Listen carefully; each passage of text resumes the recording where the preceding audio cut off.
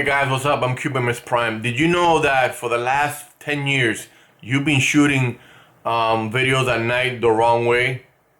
Yes. And you might think, what do you mean?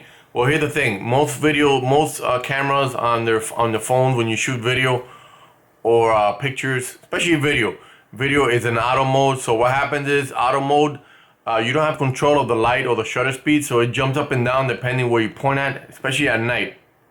What happened is these phones, there's the sensors on the phones are small. I mean, compared to a professional camera, so you're gonna see a lot of noise when you output the video out to the PC because it look good in the screen, right? Because it looks detailed and small. But once you output it to your PC, it looks pixelated and bad.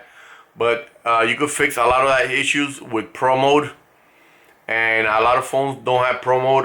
Samsung phones have Pro Mode on their cameras, and LG I think, and Huawei. But other companies like iPhone, like Apple and Google Pixel does not have Pro Mode. So you're left out of that. So if you own a Pixel phone or an iPhone, this video might not be for you unless you get a third-party app. So without further ado, let me give you a good reason why you should shoot in Pro Mode in low light. Like nighttime.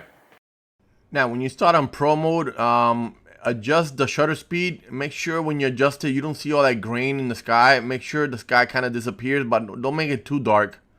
Okay, one thing to note before you start shooting Pro Mode is always double the shutter speed of the frame rate. So, for an example, if you want to shoot at 24 frames per second, put it at 1/50 shutter speed. Then if you do 30 frames per second, put a 1/60 shutter speed.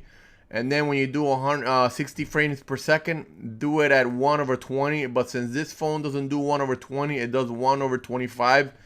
Just leave it there. I recommend it. Okay, let me give you an example why I don't use auto mode. If you lower the exposure in auto mode, as soon as you lower the bracket down, it's going to go back up and it's going to jump back to horrible noise. Look how noisy that looks. Just looking around, it adjusts the light, and that's why I prefer Pro Mode. Okay, so my first comparison, I can see right away that the Pro Mode just shows more detail. Look at the rays coming down on that lamp compared to Auto Mode, which is all blown out. Also find that Auto Mode, since it's brighter, it makes stuff blurrier when you move around. Look at the trees. So I prefer the Pro Mode on this, and it looks much cleaner. Here's another example footage. Even though some people might take it, it's a little too dark, but I like this footage better. But if you look closely at the leaves, when you do shoot in Pro Mode, it comes out with better detail versus the other one is a little washed out, overblown. So you get more detail in the leaves and small things in Pro Mode. Okay, here's another footage. I'm here walking in the parking lot of McDonald's, but I do prefer the darker, slightly darker videos. Now, it depends on your preference. If you want it darker, you can. I was shooting this at 1/125, 60 frames, and at ISO 800. You could go up to 3200. The Note 5, look at me. The Note 20 Ultra goes from 800 to 1600. Maybe you could put at 1600. And 3200 makes it really bright, but I do prefer the darker, the slightly darker videos. I don't know why, man. It just looks more, I don't know, maybe more amazing. I don't know what word I can say. It just looks better in my opinion. There's less glare in the lights, and in my opinion, it's just less blurriness. You know what I mean? It just looks better when you move around with in Pro Mode. It doesn't look blurry when you use Auto Mode. Now I'm gonna zoom in to 10x, because in 60 frames you can zoom into 10x and see how that comes out on both. But you can see how blown out the Auto Mode looks. It looks horrible, man. On the Pro Mode, you can make out the lights, some of the lights of incoming cars. You know what I mean? Okay, so here's another tip, guys. If I think I shot this video on ISO 500 or 600. It came out a little too dark, I forgot. But here's a tip.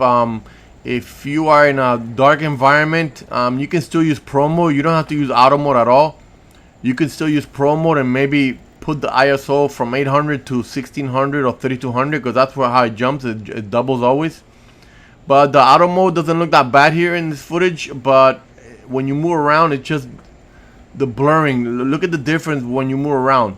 It's a blurry, it's kind of like a blurry mess on auto mode, and then pro mode, you can see more and less blurriness of the video. But if you think it's too dark for you, which it is in my opinion, put the ISO at maybe 1600 and it'll kind of emulate the auto mode.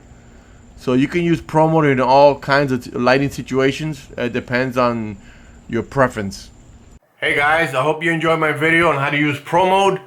And thanks for watching. I hope you learned something. And I recommend using pro mode, like I said, in low light for video recording. So you guys take care and have a nice day. Bye-bye.